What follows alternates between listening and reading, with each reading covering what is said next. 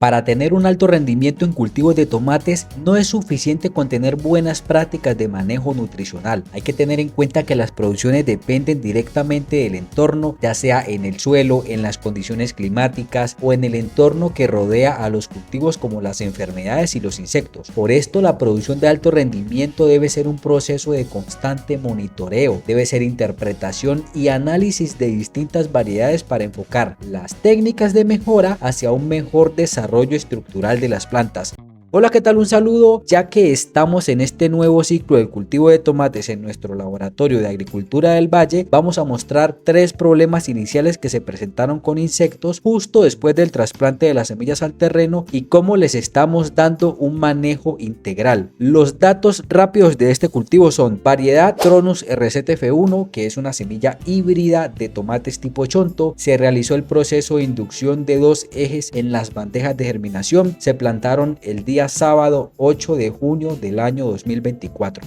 El primer problema que se presentó en este cultivo de tomates justo después del trasplante de las semillas al terreno fue la incidencia de este tipo de gusano cogollero, al que se le conoce de manera popular como cuerudo o gusano mordedor de hoja. Se categoriza como gusano cogollero porque su fuente principal de alimentos son los nuevos brotes de las plantas y es un insecto de muy rápido crecimiento, por lo cual si no se presta atención, este puede devorar grandes cantidades de hojas en las plantas. Esto es un problema muy serio porque recordemos que las plantas se desarrollan de acuerdo a su capacidad fotosintética y esa fotosíntesis se hace en las hojas de mayor formación. En estas plantas recién sembradas, tener altos niveles fotosintéticos es vital para alcanzar esa madurez fisiológica lo más rápido posible y con la estructura mejor posible. Este tipo de gusano cogollero no es un insecto muy resistente en cuanto a un control con insecticidas. Para el control de este insecto, primero identificamos su ciclo biológico, como lo es su alimentación, su reproducción y sus estados fisiológicos de crecimiento. Entonces pudimos entender que es un insecto que se alimenta de tejido blando y nuevo y que se reproduce por postura de huevos en las hojas y que tiene estados de larvas y mariposas cuando ya son adultos. Con estos datos decidimos hacer un control con insecticidas de acción sistémica y la mejor manera de aplicarlos es aplicarlos al sistema radicular. Un pequeño paréntesis, y es que las moléculas de los agroinsumos, ya sean insecticidas, fungicidas y demás, pueden ser de comportamiento protectante, traslaminar o sistémico. Protectante porque el peso y la solubilidad de la molécula del agroinsumo es muy grande como para ingresar al interior de las plantas y solo se queda en la capa posterior controlando los insectos por contacto. Traslaminar porque la molécula del agroinsumo es más pequeña y tiene una solubilidad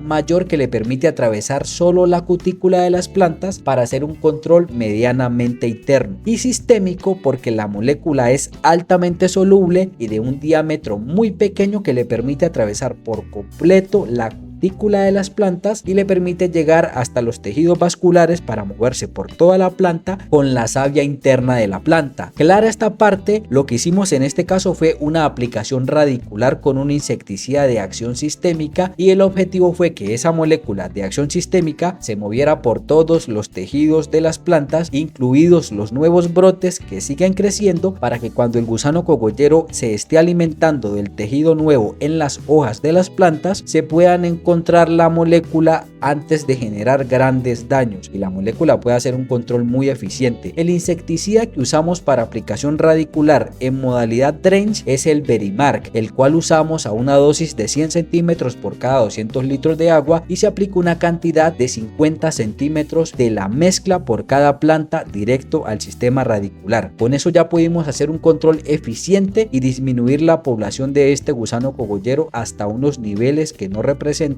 un problema para el perfecto desarrollo estructural de las plantas. El segundo problema que se presentó en este nuevo cultivo de tomates fue la incidencia de insectos chupadores, que siempre hay que tenerlos en cuenta, y es la mosca blanca. Aunque el insecticida sistémico que utilizamos, que se llama Verimark y que aplicamos al sistema radicular, también es un poderoso componente para el control de mosca blanca, lo que hicimos en este proceso para un control más profundo fue una fumigación foliar con compuestos simples, y esto lo hicimos hicimos a los 2 días del trasplante de las semillas al terreno, y lo que usamos fue primero un coadyuvante siliconado a una dosis de 2.5 centímetros por cada 20 litros de agua, con el fin de regular el pH del agua en la mezcla y también para dar dispersión y adherencia en la aplicación. El segundo componente fue un fungicida en polvo con acción protectante para disminuir el riesgo de enfermedades por hongos, y ese fungicida es el Antracol a una dosis de 50 gramos por cada 20 litros de agua. El tercer componente fue un insecticida con una molécula genérica para el control de mosca blanca y es el imidacloprid, y lo usamos a una dosis de 15 centímetros por cada 20 litros de agua. Y el tercer componente es otra molécula genérica y además muy común, como lo es el abamectina. Lo usamos a una dosis de 10 centímetros por cada 20 litros de agua. Lo hacemos así porque en este estado inicial de las plantas no se debe ser tan agresivo con moléculas más fuertes y complejas, ya que las plantas en estos 2 o 3 días de inicio apenas están saliendo del estrés post-trasplante, y una aplicación con un insecticida muy fuerte puede hacer que este proceso de recuperación se tarde más tiempo de lo normal, y el tiempo en las plantas es rendimiento en la formación estructural para hacer mayor fotosíntesis, por lo cual una recuperación rápida de las plantas en el inicio incrementa por mucho la capacidad para producir más frutos. Esta aplicación no es algo complejo, pero el no controlar este tipo de insectos chupadores a tiempo sí puede ser un gran problema, porque estos insectos pueden transmitir virus a las plantas, y los virus en las plantas no tienen una cura definida con un componente externo, y es la misma planta la que debe generar su mecanismo de resistencia para superar este virus en el interior de sus células. Hasta esta parte podemos decir que se han presentado insectos muy comunes y de amplio dominio por la mayoría de agricultores, pero el tercer problema con insectos que se ha presentado en este nuevo cultivo de tomates tiene que ver con un insecto no muy común y que muy pocos agricultores contemplan en sus esquemas de manejo, y estos insectos son los sinfílidos o sinfilos, aunque no es muy acertado decir que estos son insectos, ya que estos pertenecen a una clase de artrópodos, y lo que sí podemos asegurar es que este tipo de animales tienen un comportamiento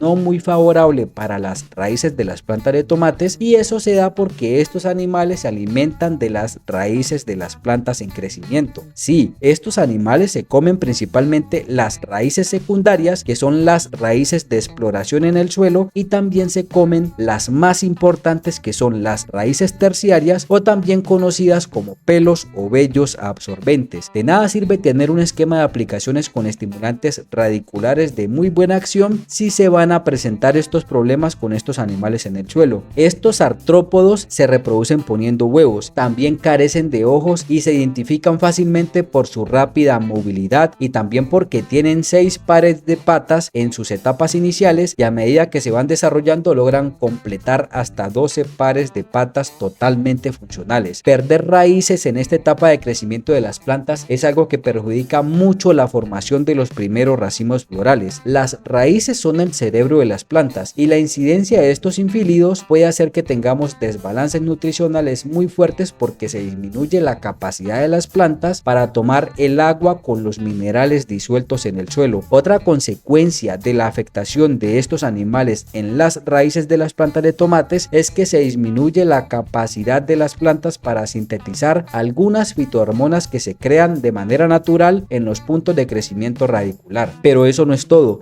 y es que cuando este tipo de artrópodos muerden las raíces de las plantas, se crean unas heridas importantes que se convierten en puertas de acceso para que entren hongos, bacterias y nemátodos, y ya todos sabemos los grandes problemas que estos patógenos pueden hacer en las plantas, y además las enfermedades que se generan de ello. Para controlar este tipo de animal que se comen las raíces no hay muchas opciones específicas, pero tenemos 2 opciones que a nosotros nos han funcionado. La primera es en aplicación radicular, y es la inoculación con microorganismos benéficos en conjunto con componentes de acción repelente, y la segunda acción es un control con insecticidas químicos que pueda detener el ciclo reproductivo de este tipo de artrópodos. Para el control biológico con microorganismos y repelentes tenemos primero el aporte de distintas bacterias benéficas como los Bacillus subtilis, Bacillus licheniformis y demás. Lo que hacen este tipo de bacterias es producir una serie de toxinas que no solo pueden hacer control contra nemátodos, sino que pueden controlar larvas y huevos de estos artrópodos sinfilos o sinfílidos. Una fuente que usamos usamos con estos microorganismos benéficos es el alicerce o el Saferbacter. Si se usa el alicerce,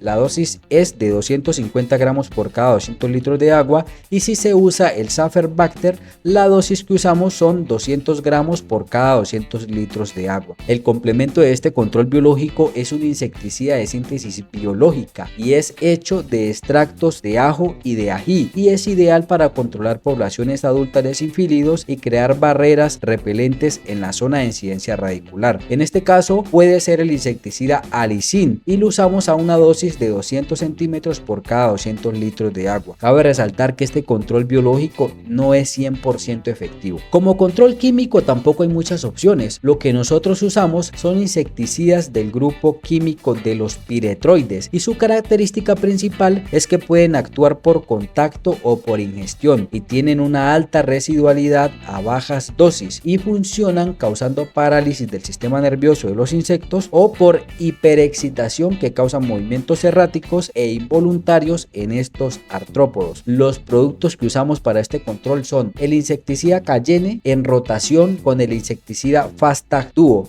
y lo que tienen en común estos insecticidas es el origen de sus moléculas que pertenecen a la familia de las cipermetrinas. Cualquiera de estos dos compuestos que utilizamos los usamos con una frecuencia de aplicación de cada 20 días en perfecta rotación durante los primeros 2 meses, y luego extendemos el control a cada 20 días, y las dosis es de 200 centímetros por cada 200 litros de agua de cualquiera de los insecticidas que utilicemos. En este caso también se puede usar el componente que es de síntesis biológica como repelente, y es el Alicin. Con estas moléculas podemos disminuir la población de este tipo de artrópodos hasta que las plantas tengan una edad donde su volumen radicular sea mayor que la población de sinfílidos. Bueno, esto ha sido todo por este video, en donde presentamos 3 problemas con insectos que se nos han presentado en este nuevo ciclo de cultivo de tomates. Si te pareció curiosa esta información, no olvides dejar un me gusta, dejar tu comentario y suscribirte en el botón rojo de abajo para no perderte nada de este proceso de crecimiento en este nuevo ciclo del cultivo de tomates. Somos Agricultura del Valle. Hasta pronto y buenos frutos para todos.